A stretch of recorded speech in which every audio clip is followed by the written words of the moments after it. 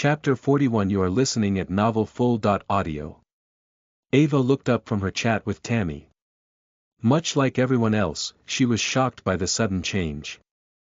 Who? Tammy was stunned as well before chuckling lightly. It seems he's more skilled than you gave him credit for, Ava. The young men looked up and into the sky. Of them all, Darius was definitely the most surprised.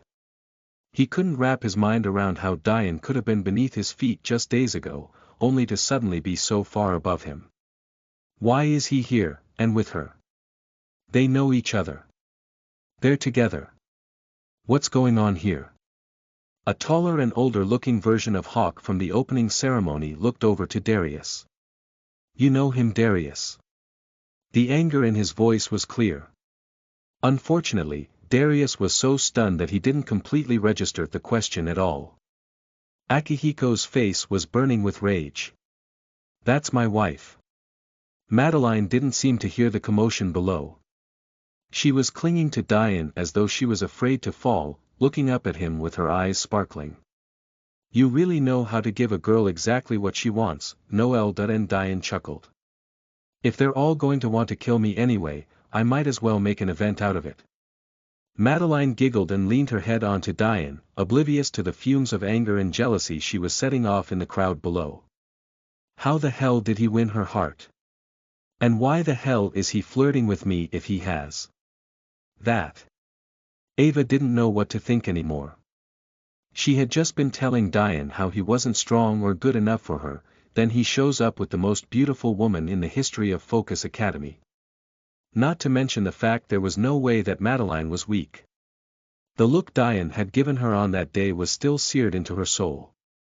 Even though he had still thanked her afterward, there was a distance in his voice and look that sometimes still woke her up from her dreams.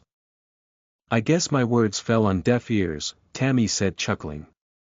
A robust laughter filled the rooftop. It seems like my little sister has found someone she likes. He must be a great man. Mei-Ying was looking on in disbelief. Is that really Big Sister? She looks so healthy. Maybe I should give this Qinglei character a try. If boys can really have that effect on you, Mei-Ying thought to herself. Delia was looking up at the sky and smiling, watching them slowly descend. She had never seen her big sister so happy. The reactions of everyone came like an endless flood. Finally snapping out of his stupor, Darius finally realized he had been asked a question. Elder cousin Cadell, this is the boy I nearly killed the other day. I was telling you about his idiocy earlier. Him. What gives him the right to be with Lady Sapientia and be so weak? The young men around Darius and Cadell seemed to hear their conversation. Soon the entire banquet knew, while Diane hadn't even stepped off the formation yet. Oblivious to it all, he was happily chatting with Madeline. They seemed lost in another world. Oliver frowned when he heard the talks, but quickly got over it. He knew his sister better than any of them. Even if the man she chose was that weak, he made her happy, and that was all he cared about. Pertinacious, though, wasn't of the same opinion as his elder brother, but he decided to wait on the results instead of jumping to conclusions.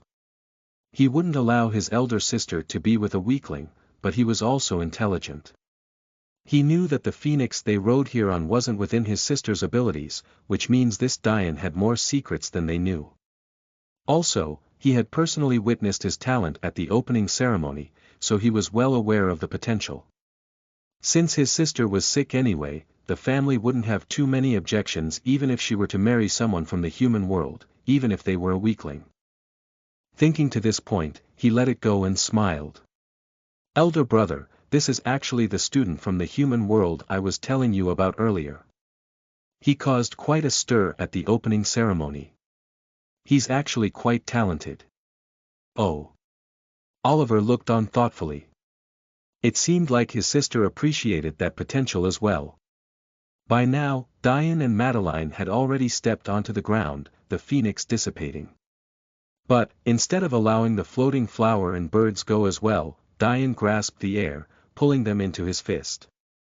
He lightly squeezed, and a beautiful flower flickering with aurora flames appeared. This is actually something I've been studying the most for the past few days. I can't be with you all the time, so I thought I'd make something that could alleviate your illness. It partially incorporates an array and also has part of my aurora flame.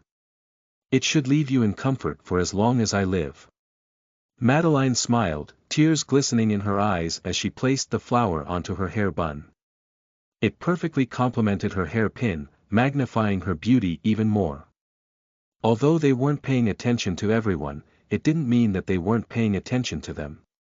Such a scene left it feeling as though the world revolved around them. Akihiko has blood dripping down the corner of his lips as he bit the inside of his mouth. It was one thing for him to get beat up. But it was an entirely different matter to find out it was the same person who had, just a few days prior, almost lost their life to someone who could barely be considered a member of the Pillar families. And to then show up with the girl he had loved for most of his life. Akihiko was as close to blowing up as a human could possibly be. Oliver was the first to go greet them. A wide smile was on his face. "When were you going to tell me you found a husband, little sister? And to make us wait so long for you to come here? You worried us to death. Why don't you introduce me?" Madeline blushed, not able to look her brother in the eye. Diane had a smile on his face as he looked at the tall young man. "He's strong," thought Diane. Just as Diane was about to extend his hand to greet Madeline's elder brother, a booming voice radiated through the roof. "I've seen a lot of things in my day, but to see such shit stuck to a pure flower is a first for me." Chapter 42. You are listening at novelfull.audio. It was Darius. He was sneering in Diane's direction, brimming with confidence.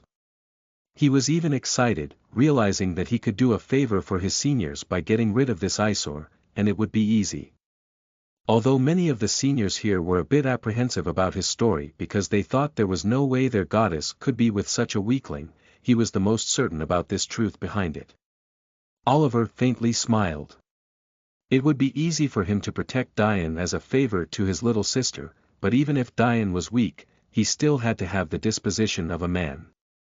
If Diane was a coward, even he wouldn't allow his little sister to be with him. He had heard the stories from his uncle Libro and his little brother Pertinacis, but seeing was believing, and this was the perfect opportunity. Diane understood Oliver's intentions and didn't seem to mind in the slightest. Even if Oliver wanted to interfere, he wouldn't allow it. "I'll be right back," he smiled faintly at Madeline. Madeline, understanding Diane's personality, nodded and let go of his arm. Diane slowly walked past Oliver. His every step seemed to dictate the beating hearts of those around him. A dense killing intent permeated the air as he found Akihiko blocking his way. His voice was faint but it carried throughout the whole banquet. "Are you going to move aside yourself, or should I help you?" Oliver was a bit stunned by what Diane said. He was at most a first year, and from what he could see, he had no cultivation. Was he ignorant to Akihiko's strength? But before he could step forward to mediate the situation, his eyes widened as he saw Akihiko tremble. It was almost imperceptible, but it was there. Akihiko's afraid. Why isn't Akihiko saying anything? With his temper, he would have flown into a rage already, said Mei-Ying faintly. Akihiko steadied himself with great struggles. "Don't joke around, brother Diane, I just happened to be here when you came, I don't mind moving. This is a friendly event after all." The banquet went silent with shock. Ava's mouth was hanging open and even the playful Tammy didn't know what to think. Was this really the Akihiko they knew? "I can't risk getting beat again, I have to find out the limit of his strength first." Akihiko shifted to the side and Diane continued to walk, their shoulders barely touching. Diane didn't spare Akihiko another glance, causing Akihiko to go red. Diane walked up to Darius whose sneer was frozen. "Cousin," Darius pleaded. He was sure he had beaten Diane to an inch of death before, but something was different today. "Don't worry, with me here, what could he do?" Cadell said with a sneer. This seemed to give Darius renewed confidence. Although Akihiko was talented, Cadell was much older and therefore much stronger. Even if Akihiko was afraid, it didn't mean Cadell was too. Diane ignored Cadell and stood half a meter in front of Darius. It seems we meet again. I'm sure you remember what I said last time, Diane said faintly. I've actually been working on this new array. I used it earlier today to glide through water, but I think it might have another purpose too. Waving his hand, a sphere of golden light with complex symbols appeared around Darius. What is this? Darius trembled, cousin. Save me. Cadell smirked and sent a punch at the sphere, packing the full might of a practitioner at the 7th layer of the foundation stage. Bang! Small ripples filled the sphere, but other than that, there was nothing. This is a 4th common level array. How could it be so easy to disperse after being layered 10 times over? Cadell was fuming in anger and embarrassment. How could he not destroy something made on a whim by a brat without cultivation? At that moment, the situation changed again. Diane reached out a palm and began to slowly form a fist. Darius was inside the sphere as it slowly shrank. He cried out, slamming against the walls. But if a 7th layer could do nothing, how could he at the 3rd? Darius was already on his knees by the time people started to understand what was going on. I think if you want to survive, you'll have to strip naked and kowtow to me 10 times. I think that's about the going rate on your life. Darius trembled as he remembered those were words he had once spoken to Diane. Okay. I'll do it. Darius started ripping his clothes off. You coward. You disgraced the Storm family. And you. I'll kill you. Cadell's fury spilled over. As Cadell was charging at Diane, Darius was already kowtowing. I'm sorry, but, before Cadell could reach Diane and Diane could retaliate, a graceful figure appeared before him, blasting him away. Madeline. Diane shook his head chuckling, I could handle him, you know. The crowd was even more shocked. Madeline is so powerful. I've never seen her fight, neither have I. She's definitely way stronger than me, muttered Ava, who was in a constant state of surprise since the Diane had arrived. He was annoying me. What right does he have to comment on a man I chose? Diane turned a gaze of humor towards Madeline. She says she wants me to be stronger, but she isn't willing to let me get bullied. What a woman. Diane waved his hand and released the now naked Darius, who refused to raise his head due to embarrassment. The next time you cross my path, I'll kill you. In light of today's festivities, I'll let you live for now. But, you'd better understand that I don't speak my words lightly. As much as Diane's fingers trembled with the will to kill Darius, the truth was that he had never killed someone before. How could he have such a chance growing up in the mortal world? That, combined with the current surroundings, not to mention his lacking of backing in this academy, made him realize that his killing Darius wasn't a decision he could make lightly. Diane took Madeline's delicate hand and walked back towards the shocked Oliver. On his way, he smiled towards Mei-Ying and Delia. Do you want to stay here? Diane whispered to Madeline. Not really, I just wanted to see my big brother. I haven't seen him in a long time. Let's go, Madeline said with a gentle smile, leaning into Diane. Diane walked to Oliver before putting his hand out. I'm Diane Sacharo, nice to meet you. Chapter 43. You are listening at novelfull.audio. Oliver's hearty laugh filled the rooftop again. Good man, he said, grasping Diane's hand, you two can go, I'm sure you don't want to be here anyway. I'll see you when the world of the Central Tower opens, I'm sure you'll make great gains there. Uncle Libro was adamant on getting you a spot, and considering your talent, there should be no problems. Diane smiled and nodded. Waving his hands, the crowd looked on in awe as another phoenix appeared. Diane and Madeline faded into the distance, the cries of the phoenix filling the skies. Back on the ground, Akihiko's expression was dark and twisted. You can enjoy this victory for now. But, I'm coming for you. The Central Pillar open world isn't a joke. Once news spreads of you and Madeline, it won't be hard to get hundreds of people attacking you together. I wonder what you'd do then. Madeline will be mine. Her potential will be mine.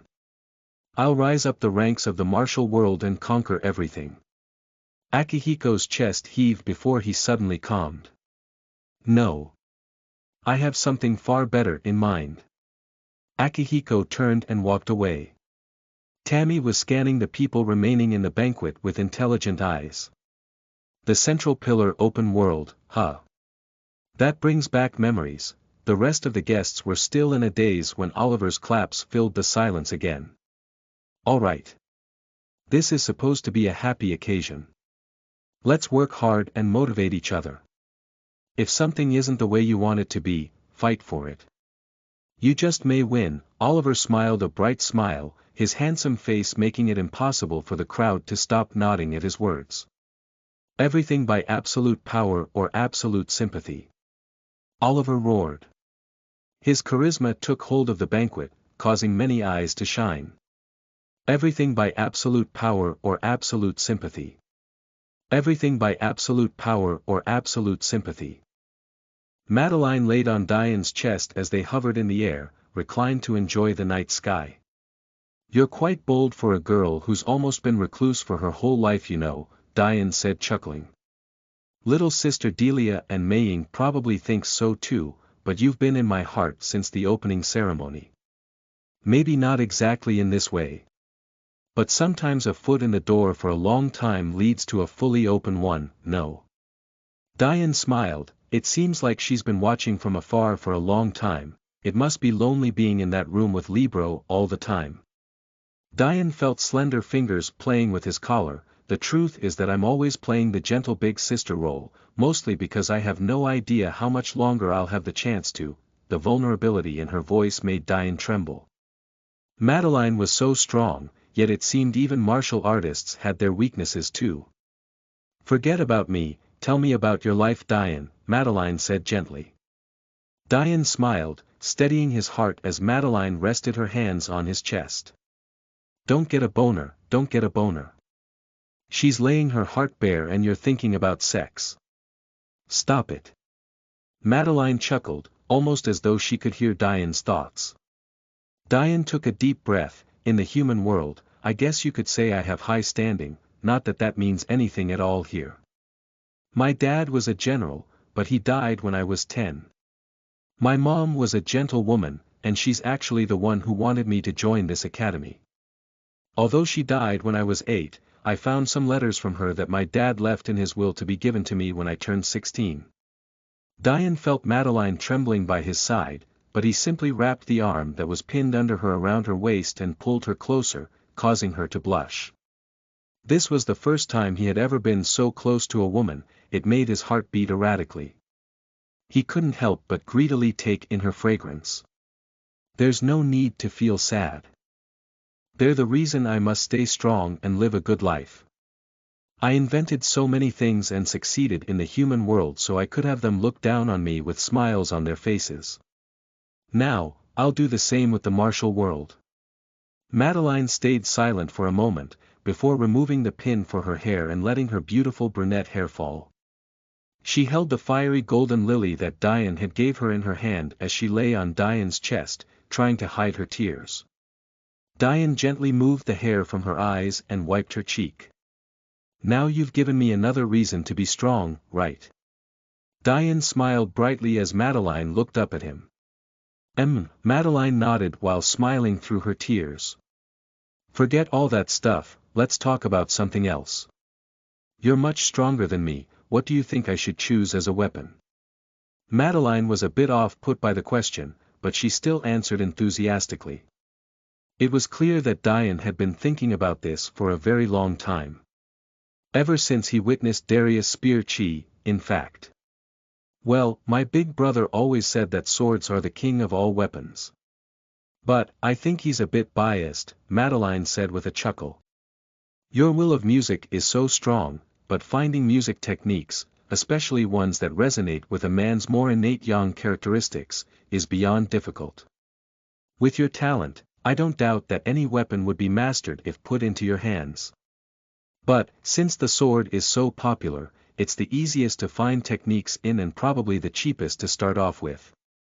Madeline giggled, I saw you con the general out of 10,000 profound stones, you're probably richer than even my father right now. Con. I'm innocent of all charges. I only took advantage of a situation shown to me. Plus, he deserved it. Madeline could only roll her eyes toward Diane's antics. There's a bit of a warning, though. Since sword techniques are so easy to find, there's a lot of fluff to it too. Be careful in choosing so you don't start with a shaky foundation.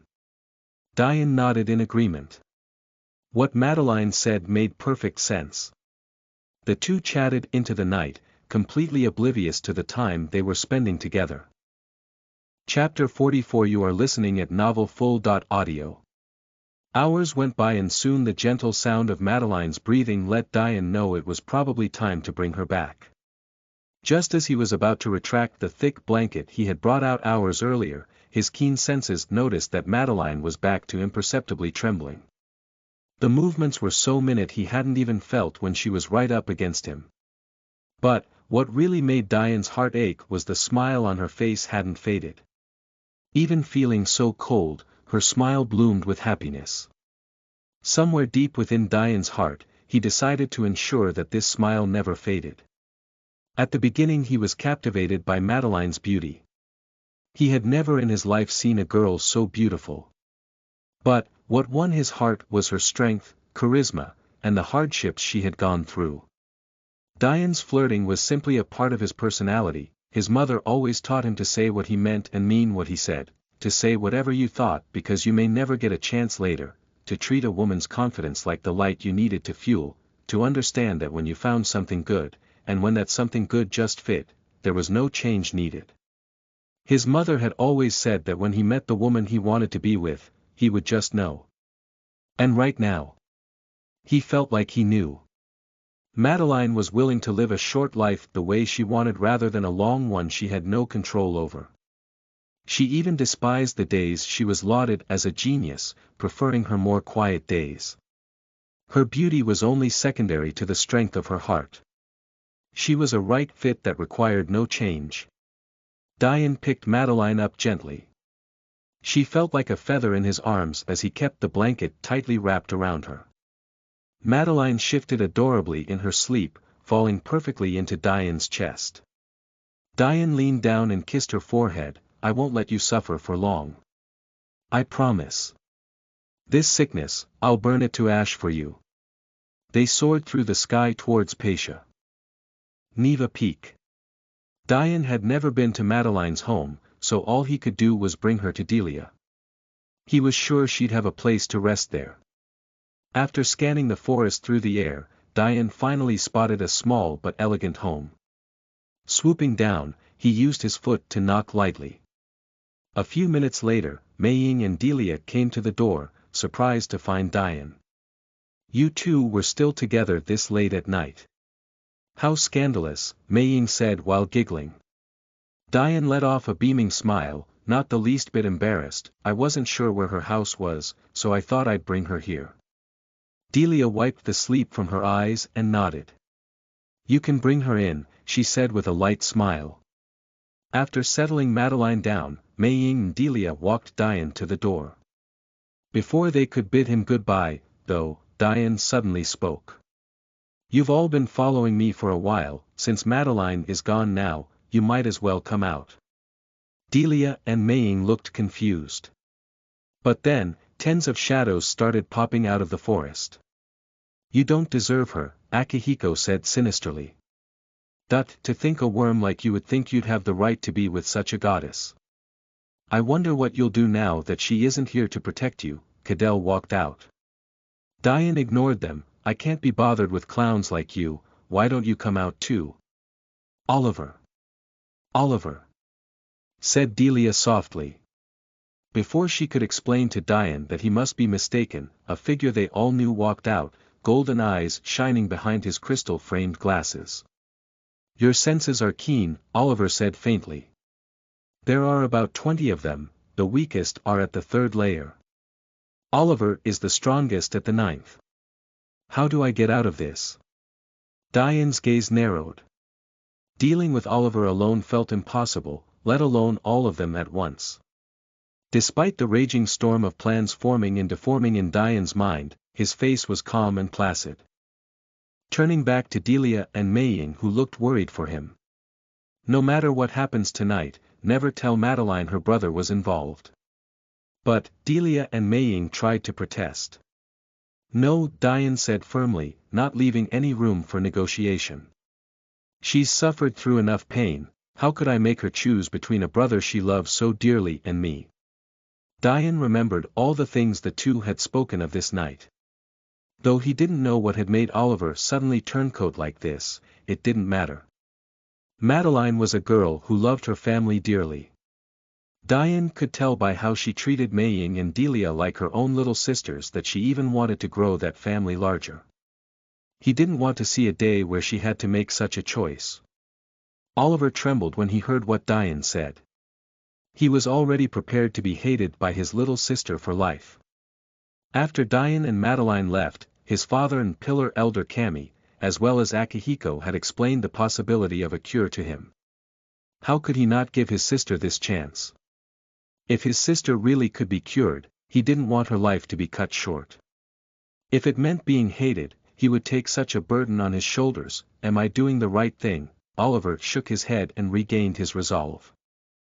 Chapter 45. You are listening at novelfull.audio. Diane leaped onto a defensive formation and slowly flew into the air. Well. Let's go. If we fought here, you'd only wake Madeline. And wouldn't that ruin all of your waiting?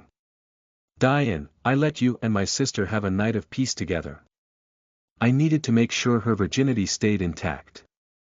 That's the only reason we did this tonight. I don't particularly care about your reasons. Diane said coldly. Save the bullshit and let's go. Oliver. Don't do this. Cried Delia. I'll go and get Madeline right now. Mei-Ying harumphed. BDNVL.M. Diane's voice rang out. I've put a silencing and defensive array around her room, it won't disperse until she wakes up on her own. Let her sleep, she's been through enough. Delia had tears streaming down her face. Why can't I protect anyone? My big sister finally found happiness, and it's going to be snatched away just like that. Delia was about to charge when two sixth-layer Foundation stage boys appeared before her, sneering. Sorry princess, but you know your big sister better than anyone. How could a nobody like him be worthy? Draco turned into a raven, swooping up Chenglei, Akihiko, Oliver and Cadell. Delia and Mei-Ying shuddered in despair.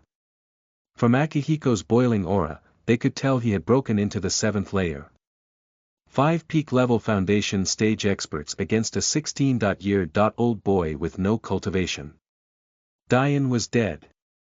Even if they could break through the formation that Diane had set, even if Madeline wasn't sick, she wouldn't be able to deal with them all even with Diane's help. Delia and Mei-Ying watched a proud, unyielding back get further and further away. Once they were out of sight, the figures that were in front of them bowed in apology before disappearing. In the sky above the dark lake, 5 figures and a bird stood in the air. At least by fighting in the air, I'll have reduced the number of enemies. I wish it didn't have to be this way, Diane. But, if you love my sister, you have 2 choices. You either leave and never come back, or, I kill you here. Brother.in.law, that wasn't the plan. We must kill him, Akihiko said in agitation. Clearly, they hadn't discussed the possibility of letting Diane go. Silence. The only reason I'm allowing my sister to marry you is because I am sure that your talent is wholly inferior to hers.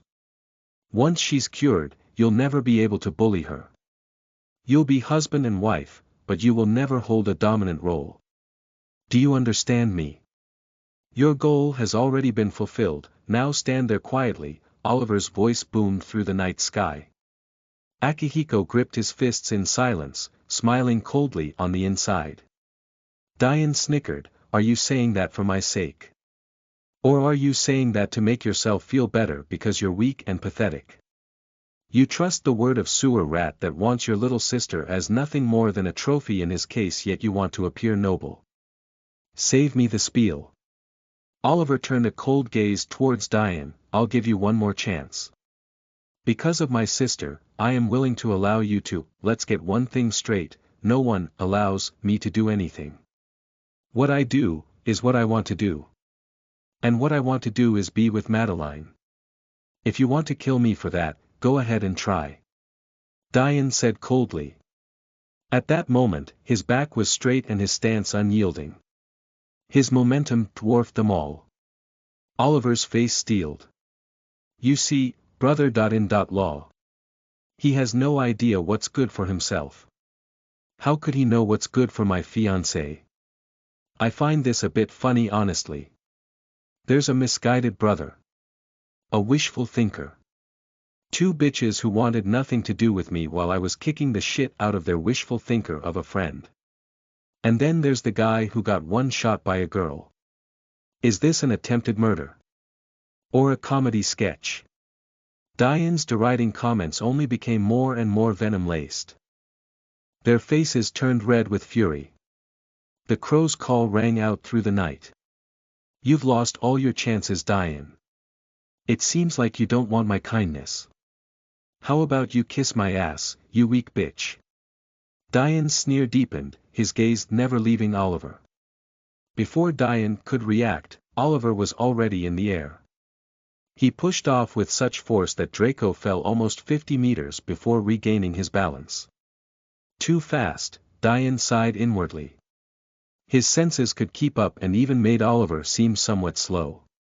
But, his body had no chance. If he tried to amplify himself to this level, he would liquefy his bones. He could only shake his head. You know a girl for less than a year and she's already getting you killed. Is this what they call femme fatale? Diane chuckled to himself before Diane could even finish his thought. He felt a cold blade pierce through his heart, causing him to cough up blood. He looked down, seeing a sword pierce hilt deep right through his chest.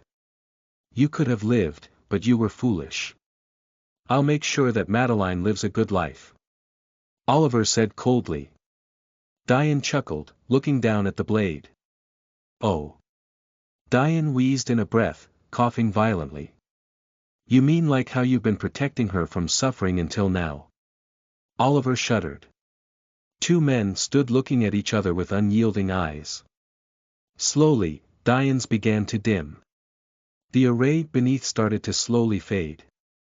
As they dropped through the sky, Draco circled around and caught Oliver. Akihiko watched as Diane fell into the lake with a sinister glow in his eyes.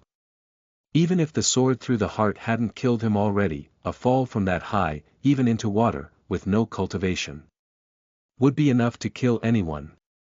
Chenglei looked on at the scene. He was the only one who seemed truly unaffected by what was happening around him. I guess I was a bit too paranoid before. Oliver calmly wiped the blood from his blade. After one last look at Diane's sinking figure, he spoke. Let's go. Back on Pacia, Neva Peak, Madeline shuddered awake. Looking out the window, she saw the night sky and realized Diane had brought her to Delia's. Humph, a man should take some initiative, you know. I was there all vulnerable and you didn't even give me a proper kiss. Although Madeline thought this, she suddenly felt a dull pain in her heart for reasons she couldn't quite understand. But, not understanding what it was, she went back to sleep, thinking of Diane. Chapter 46. You are listening at novelfull.audio. Madeline woke up in the morning in high spirits, looking down at the flower Diane had given her. A bright smile bloomed on her face. Getting up, she went to the bathroom and fixed herself up, changing into something more casual. She put her hair up and slipped her glasses back on before almost bouncing into the living room to find Mei-Ying, Delia and Oliver. The three of them looked up, and although they had a bit of an unnatural look on their faces, Madeline didn't pay much attention to it. Oh. What are you doing here, Oliver? You know it's not polite to come to a lady's home like this, Madeline said, teasing her elder brother. Oliver sighed. Little sister, I came to tell you that father has decided on a wedding date. 2 months from now you'll marry Akihiko. Madeline's smile froze, her bubbly personality turning stone cold. No. I absolutely will not. Oliver shook his head. You don't have much of a choice. Considering the date father's chosen, you won't be in full control of yourself regardless. Madeline paled, coming to a sudden realization. 2 months from now. The winter solstice. Usually during that time of year, in fact, even during the entire month, Madeline closed herself off from the world, unwilling to lose her most precious thing or to disgrace herself while not being in control. But, now, her supposed father was using that against her to consummate a marriage she wanted no part of. Diane can't fight against two-pillar families like this. And I wouldn't even be able to help him. That month is not only the one I'm in the most pain for, I'll have the least amount of control. I'll have no cultivation, and even if I did, how could I fight against the Kami in Sapientia family elders? Madeline buried the pain in her heart. It seemed like her family was giving her no choice. Ignoring her brother, she looked over to Mei Ying and Delia. Where's Diane? I need to talk to him. Such a thing had to be explained face to face. She couldn't allow him to learn about this from someone else, no matter how much it hurt. Delia stuttered, not knowing what to say. Madeline looked intently at Delia's face, but all she saw was endless hesitation. Tell me, Madeline said with a shaking voice. Her heart was trembling as she looked down at the flower in her hands. It's too dim. Her tears began to spill over. She had very clearly remembered what Diane said that night. This flower was connected to his life, so why was it so dim now? Beneath the shining morning sun, she hadn't noticed. But in her state of agitation, she was picking up on all the details she had missed previously. Oliver got up, walking over to comfort his sister. He's dead. Oliver said softly, reaching a hand forward to hug her. Get away from me. Oliver paled, before his face steeled. Madeline fell to the ground, unable to stop her shivering. She clutched the flower's stem in her hands, trying to feel some warmth from it. A layer of frost started to cover the ground, coating Madeline's skin and hair. Big sister. Delia ran to Madeline, ignoring the cold and holding her tightly. I'm sorry, I'm so sorry. Mei Ying stepped forward and blocked Oliver's path. Her carefree expression was nowhere to be seen, all that was left was rage. Leave. And tell that Chenglei he'd better never come see me again. Oliver looked over at Mei Ying's cold eyes before nodding and leaving the house. The sound of a lonely door closing resonated with Madeline's endless sobbing. Mei Ying, her illness has never acted up like this before. Diane's flame isn't working. Delia was delirious, she had no idea what to do. The pillar she had always held onto was breaking apart and she couldn't help. Mei Ying rubbed Delia's back while holding on to Madeline with her. How could it work? She said softly, it's tied to his life. You heard what he said at the banquet. He said it would leave her in comfort for as long as he. Mei Ying choked on her last words, unable to finish. Though the reality was harsh, she knew she had to say it. Madeline needed to hear it. Madeline's shivering only got worse. The three girls sat on the floor of the living room, holding each other in helplessness, doing whatever they could to find some warmth. Several hours ago Diane looked toward the expanse of blackness around him, slowly sinking to the bottom of the lake.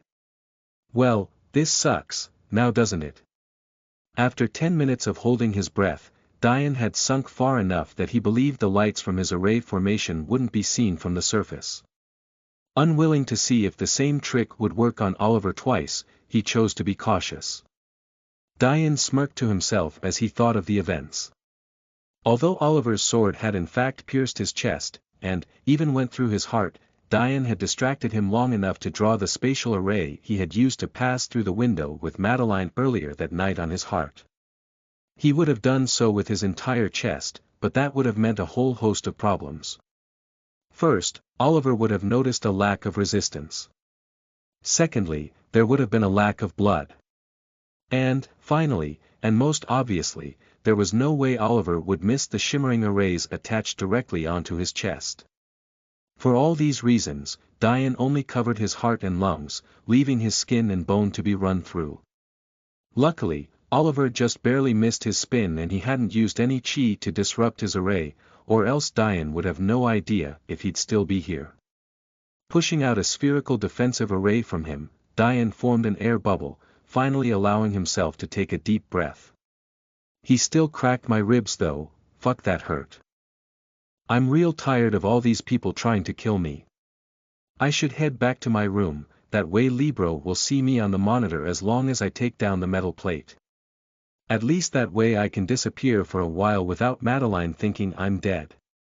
That girl's suffered enough. Diane laughed to himself, shaking his head knowing that he was a fool. It seemed he had really fallen for this girl. He almost died, but he was still thinking about her well-being despite the fact he didn't even know if he could trust Libro. After all, Libro was Madeline's uncle, what if he was a part of all of this too? Chapter 47. You are listening at novelfull.audio. I need to be back within 2 months no matter what. I know they'll try and use the fact Madeline loses control on the winter solstice to force her to do something she doesn't want to. But, how do I get strong enough in 2 months to say no to 2 powerful families? I can't even beat Oliver. Oliver wasn't even in the meridian formation stage, he was only at the peak foundation stage. Yet, Diane couldn't even react to his speed. To make matters worse, Oliver had been at a disadvantage in the air and he was still that fast. Diane sat in meditation, allowing himself to slowly sink through the lake and his wounds to heal. Suddenly, Diane felt a sinister aura. Startling himself awake, he looked down, but he saw nothing but pitch black. This same feeling. Again. Diane was certain. This was already the 3rd time he had sensed something coming from this lake. In fact, now that he thought about it, there was definitely more than just 3 times, it was just that he had subconsciously ignored it before. Diane shook his head.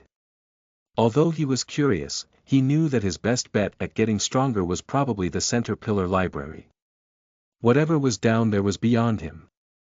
Over the past weeks, Diane had taken out all book relevant to him on all 6 of the 600-level libraries in the outer pillar. Libro had never tried to restrict him. Everything from cultivation techniques to battle techniques and array alchemy. But, he had practiced none of them. He hadn't done all of that to find techniques, he just wanted to get an understanding of what was good and what was bad. Yet, despite this, even Libro didn't give him access to the central pillar library. So, he knew that was where the truly good stuff was. But, there was the problem of getting there. However, Diane had an idea for that too, one that had been brewing for a long while. He would use the energy pawns. From his understanding, all the energy pawns were connected in a large network so that they could properly fuel the technology of the school. In that case, there should theoretically be a path from any single pawn to the central pillar. Right. It's the dead of night, and from what I understand, people rarely go to the central pillar library. Also, considering how everyone's scared of the pond energy, they'll never think I'd be crazy enough to enter it. That makes it perfect. Earlier, Diane had done a test and found that his arrays could block out the pond's energy. Which made sense, if it couldn't block energy from cultivation, how would it work as a proper defensive array? Speeding forward, Diane headed for the central pillar. Although now that I have the rudimentary spatial array, I could probably just fly up and directly enter the library through the walls, but I'd have no way of knowing if anyone saw me, too many damned windows. Soon, Diane reached the very bottom of the center pillar and was looking into the now empty room that he had once been to for the opening ceremony. Slowly, Diane passed through the window and touched down on the red carpets. Diane wasn't here to reminisce though. He looked up and saw the creation array they had used to call upon things for their performances. Such a large and complex array must need plenty of power, right? Although Diane wondered how a school without any real array alchemists could have such an array, he had no choice but to push it to the back of his mind. Diane lifted himself up and touched the ceiling above the center stage. His sixth sense reached out. As I thought, there's a massive power supply up here. It runs up and should be connected to ponds they have upstairs. If I check them diligently, I should eventually find the library. Dian coated himself in layer after layer of defensive formations, ensuring that they wouldn't allow the energy through. Since this array is able to convert this energy into a usable form, maybe I can make an array like that too in the future, Dian mused. He passed through the ceiling and found himself in a sea of energy. Just as Dian was about to randomly choose a direction to move in, but that was when the situation suddenly changed. A strong gripping sense of rage, animosity and hatred bombarded Dian from all sides. It felt as though someone was trying to drag him toward death along with them. He even faintly felt his emotions being twisted and darkened. What the hell is going on here? Why do I sense such hatred? Shit. Dian felt a flicker in his aurora as it dimmed under the oppressive energy. At that moment, Dian knew that his connection to the flower he left to Madeline had been cut off. He couldn't believe what was happening around him. What the hell was wrong with this energy? It looked so beautiful, so how could it be so sinister? I can't allow this to continue. It's already cut off the connection I have with Madeline's flower. If this continues, the next thing that will be cut off is me. Why is there aura like this here? I thought this sea of energy was taken voluntarily. What is going on? Dian didn't have too much time to think about it, he was already speeding through the sea of energy, checking pond after pond and room after room. Although it would have been smarter to get out, he knew he couldn't give up. If he did, there would be very few other avenues for him to save Madeline and he might very well be caught. I'm so sorry, Madeline. Just hold on for 2 months, just 2 months. A palpable fury rose up in Dian's heart. He was disgusted with himself and disgusted with this world. How easy would it be for him to just turn around and go home? Pretend like he never read his mother's letter. Why was everything here covered beneath a pile of sinister intention? The death chi was starting to wither away at Dian, when finally, Dian saw a library through one of the ponds he was swimming towards. Unfortunately, just before he could leap out, the sound of 2 voices speaking in hushed tones brought him to a grinding halt. Chapter 48. You are listening at novelfull.audio. This is the best place to speak, no one comes here. Only the Pillar family heads have access and they spend most of their time away from the academy. I need to leave soon as well, so we need to hurry this up. That's Elder Cammy, thought Dian. I wonder what's going on. First, I'd like to say congratulations Pillar family leader Cammy, I hear your son has found a suitable wife. Dian's gaze went cold, his fists clenching. He didn't expect the first thing he heard to piss him off like this. It also seemed that it wasn't a coincidence that he had run into this conversation. This was the safest place to talk and they just so happened to be speaking about matters related to his attempted murder. Dian bet that these two never expected for the dead man's grave they were celebrating over to still have movement. It's all thanks to your Dayu family, how else would we have found the cure? The elder from the Dayu family chuckled, you're quite sinister to call such a thing a cure. Dian's nails dug into his palms as his irises grayed, affected by the death chi that was slowly seeping through his arrays. It's a form of a cure, is it not? Cammy chuckled. I guess it is a matter of perspective. But, about the matter of payment. Not only has my Dayu family mended your younger son's soul, we've also helped your elder son get something he's always wanted while massively improving his future prospects. Of course, Elder Dayu, I always repay my debts. Although Meiying hasn't been receptive to Qinglei, I'll ensure he retains his spot to enter the center pillar world. We've also been ensuring that the power supply is enough by fueling the school's energy system for the past 2 years. Fueling, huh? You seem to have an uncanny ability to make such evil things seem so normal, Elder Dayu chuckled. Sometimes some sacrifices are necessary. This is the martial world. If they expected an easy road here, they were mistaken. Ho ho, how cold-hearted. They came here to learn, not die. I suspect this also has to do with that boy's disappearance, no? Elder Kami froze, before speaking quickly. Don't speak of this. Not even here. That matter is far more dangerous than we initially believed. Elder Daya clicked his tongue, apparently not taking the warning very seriously. And to think, his poor little sister has been stifling her talent in this godforsaken place just to look for a dead man. You'd best not let her find out the truth, or else there'll be endless trouble. Diane froze. Who's he talking about? Diane's mind couldn't help but think back to Ava's face when he mentioned an elder brother. But it couldn't be this coincidental, right?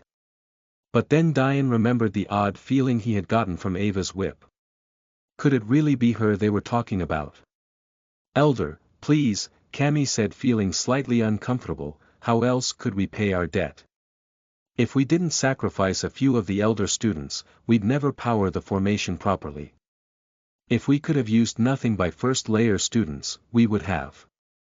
But, their cultivation is so shallow, it wouldn't be possible to get enough without raising suspicion. We would have liked to save his talent and have him be one of our alumni, but who knew he couldn't see the bigger picture? He even threatened to get his family involved. The Sicarius family, they're connected to a much, much bigger problem. Sicarius. Diane shivered. Definitely Ava. Elder Dayu chuckled. You don't have to explain it to me. You know what our family deals in. I've seen plenty of bad. This can be considered child's play.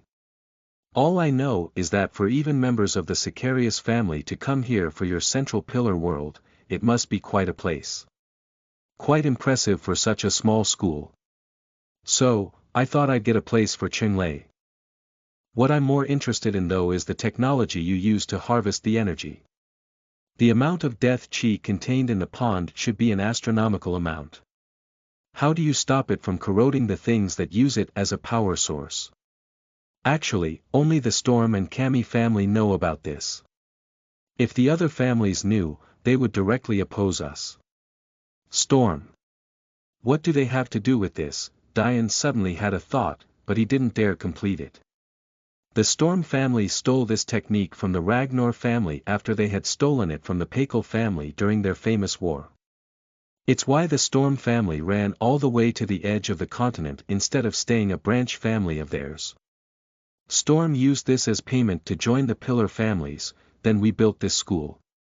One technique was worth losing the protection of such a strong family. We haven't perfected the technique yet because we're missing some items, which is actually why we want to open up the central pillar world. That world was actually left behind by the previous sect housed in this area. I haven't looked too deeply into that sect, but from my understanding, the crescent-shaped island used to be whole. After a major war, they were wiped off the face of the planet, leaving a huge hole. We built the academy on this lake because although the old sect is gone, it still has a pretty dense center of energy which is good for cultivating. I see, so the books in this library must be ones you found from that sect, right?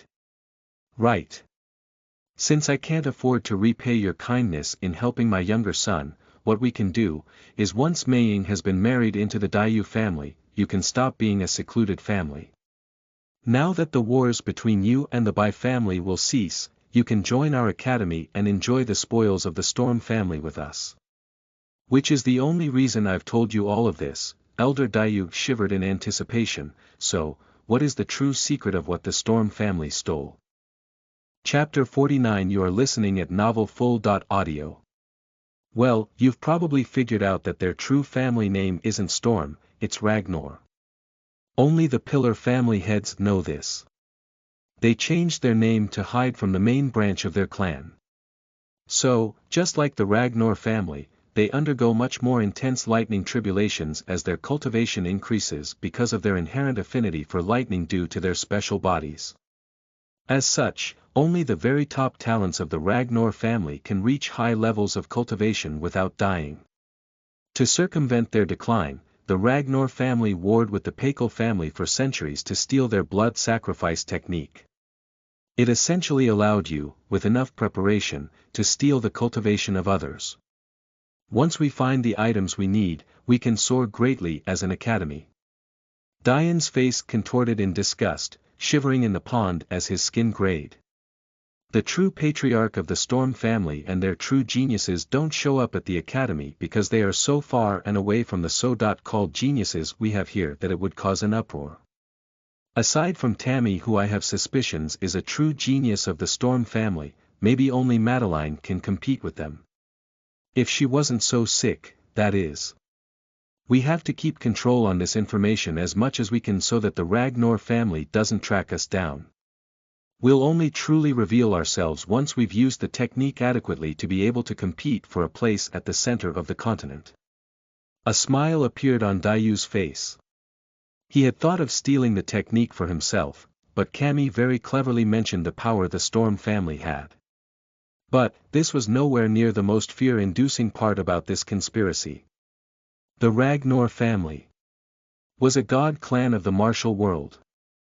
To dare steal something like this from right under their noses.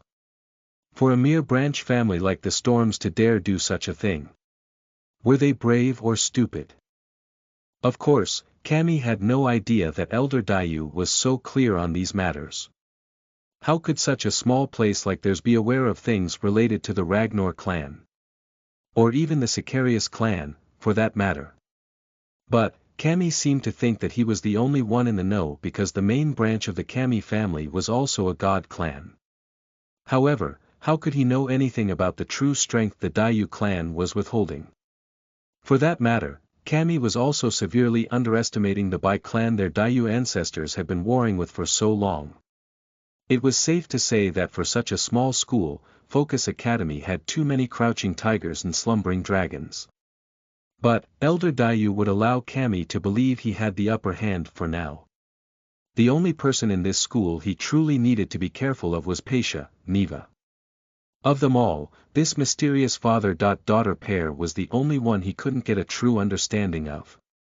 So, what's stopping them from getting rid of you after they've become strong enough? Elder Dayu's words seemed to be laced with meaning. Though he seemed to be asking about the Storm family's feelings toward the Cammy family, his true meaning was quite clear. Cammy smiled. The reason is simple. Many of us are connected to larger families who understand the importance of such a technique too. To be able to circumvent lightning tribulations and directly enter the next level of cultivation. Which one of our higher branches wouldn't want that? If the Cammy God clan knew about this, they'd go to war too. Same with the Sapientia God clan.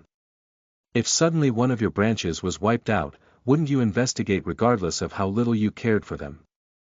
So, they don't dare to wipe us out.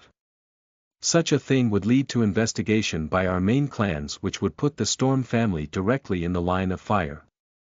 Elder Dayu nodded his head in agreement. This made sense. But, he was also still sneering inwardly.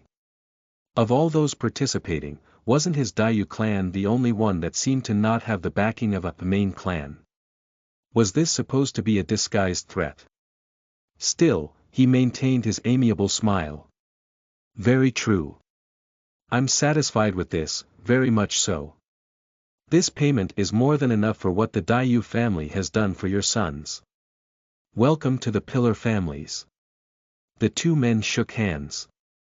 Diane was nearly entirely gray at this point. But, his anger was keeping him together. These so-called clans really treated lives like weeds. They killed Ava's brother for speaking out.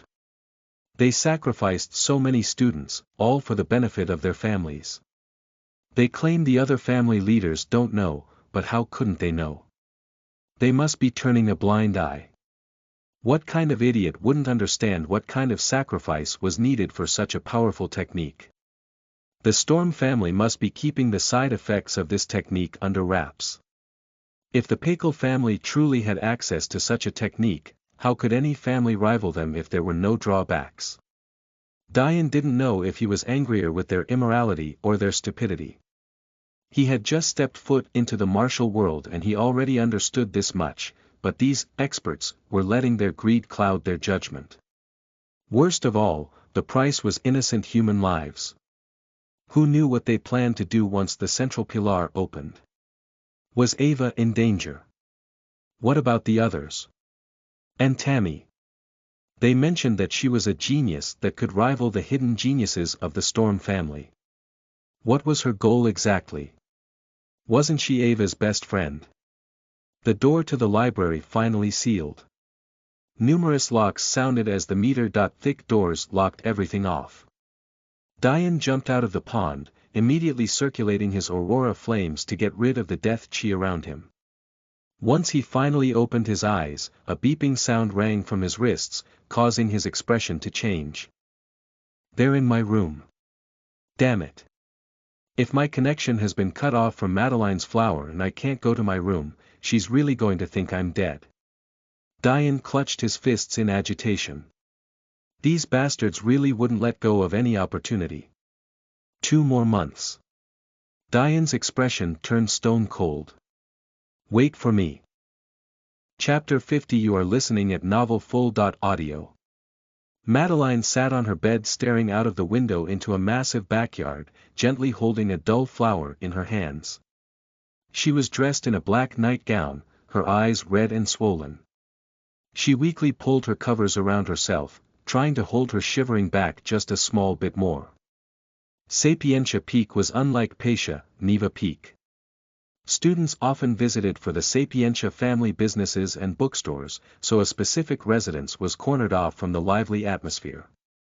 Madeline's room happened to face the back of the peak. If she looked far enough, she could see over the rooftop barrier and into the endless blue. The crescent-shaped island was so far away from here that it was impossible to see even with peak foundation stage cultivation. Still, even if one could, Madeline's cultivation was slowly declining again. Her world was darkening with every passing day.